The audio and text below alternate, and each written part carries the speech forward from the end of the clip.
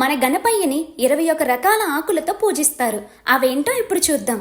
మాచీపత్రం లేదా మాచీపత్రి, బృహతీపత్రం బిల్వపత్రం అంటే మారేడాకు, దుర్వాపత్రం అంటే గరిక లేదా గడ్డి ముక్క, దత్తూరపత్రం అంటే ఉమ్మెత్తాకు, బదరీపత్రం అంటే రేగు చెట్టాకు, అపమార్గపత్రం అంటే ఉత్తరేణి ఆకు, తులసీపత్రం అంటే తులసి ఆకు, చూతాపత్రం అంటే మామిడాకు, కరవీరాపత్రం అంటే గన్నేరాకు, విష్ణుక్రాంత పత్రం అంటే శంఖ పుష్పం, దాడిమి పత్రం అంటే దానిమ్మ, దేవదారు పత్రం అంటే దేవదారు ఆకు, మరువక పత్రం అంటే దవనమాకు, సింధువార పత్రం అంటే వాలివి ఆకు, జాజి పత్రం అంటే జాజిమల్లి ఆకు, గండకీ పత్రం అంటే కామాంచి ఆకులు, షమీ పత్రం అంటే జమ్మి ఆకు, అశ్వత్థ పత్రం అంటే రావి ఆకు, అర్జున పత్రం అంటే తెల్లమద్ది ఆకు, అర్కపత్రం అంటే జిల్లేడు ఆకు. అలాగే 9 రకాల పండ్లు, 5 రకాల ఆహార పదార్థాలతో వినాయకుడిని పూజిస్తారు.